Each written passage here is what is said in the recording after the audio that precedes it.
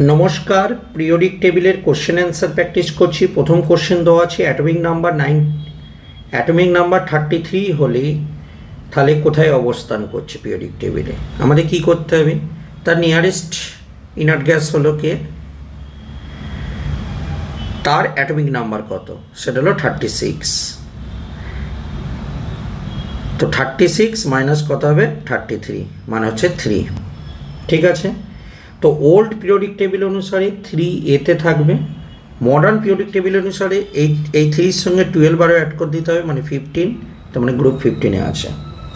বলছে atomic radii maximum কত। দেখো সবারই এদের যে কজন আছে ইলেকট্রন হলো সবারই 18। ওকে, এখন প্রোটন কত, ক্লোরিনের ক্ষেত্রে প্রোটন হলো 17, এটা হলো 18, এটা 19, এটা হলো 20। যত প্রোটনের সংখ্যা বাড়ে তত কী হয়, সাইজটা স্মল হয়। তাহলে প্রোটনের সংখ্যা যেটা কম তাই সাইজটা লার্জ হবে, তাই option A. Lowest ionization enthalpy, দেখো ইলেকট্রন বার করে দিলে যদি কেউ ইনার্ট গ্যাসের কনফিগারেশন পায় তখন তার আয়োনাইজেশন এনথালপি কম হবে। তুমি খেয়াল করে দেখো যে সি যে অপশানটায় রয়েছে, এই যে এটা রয়েছে, এখান থেকে যদি একটা ইলেকট্রন লস করে দিই তাহলে কী হচ্ছে 1:2, 2:2, 2p6, এটা হলো কী আছে ইনার্ট গ্যাস কনফিগারেশন। তাই জন্য সি অপশানটায় এলিমেন্টটা ইলেকট্রন লস করবে এবং ইনার্ট গ্যাস কনফিগারেশন পাওয়ার চেষ্টা করবে, তাই অপশান হবে সি। পরের কোশ্চেন বলেছে ফার্স্ট আয়োনাইজেশন পোটেনশিয়াল বেরিলিয়াম এবং বোরনের কত। দেখো বেরিলিয়ামের ইলেকট্রনিক কনফিগারেশন কি 2s2, আর বোরনের কত হবে 2s2, 2p1। তাহলে এখানে ইলেকট্রন এস অরবিটাল থেকে বেরোচ্ছে, এখানে ইলেকট্রন পি অরবিটাল থেকে বেরোচ্ছে।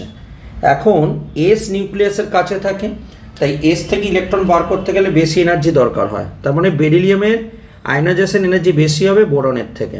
তাহলে প্রথমটা বেশি পরেরটা কম, কোনটা, দেখো অপশান ডিতে, রাইট।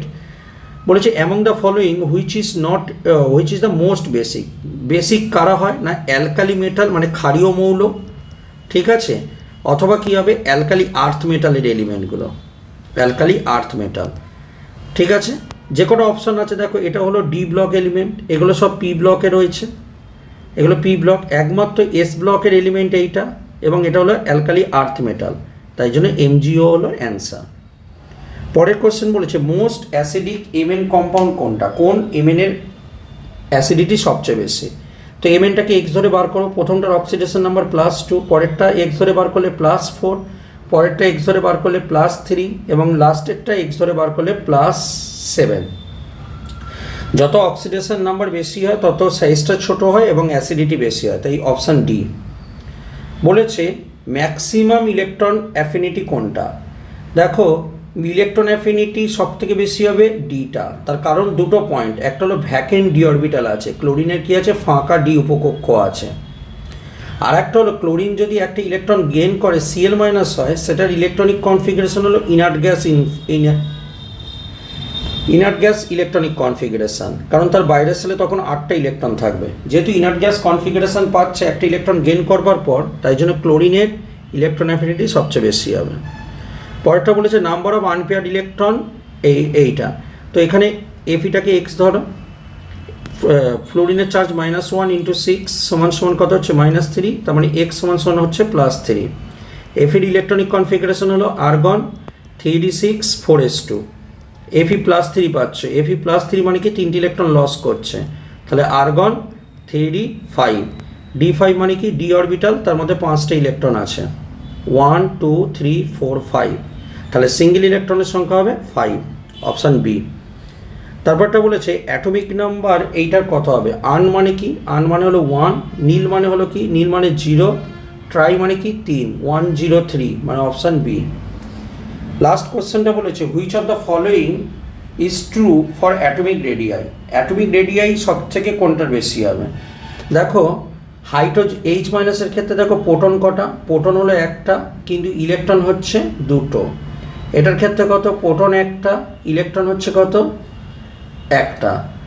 H+ ক্ষেত্রে কি প্রোটন একটা, ইলেকট্রন কি হচ্ছে ইলেকট্রন কোনো কিছু নেই, কারণ একটা ইলেকট্রন ছিল সেটা লস করে ফেলেছে।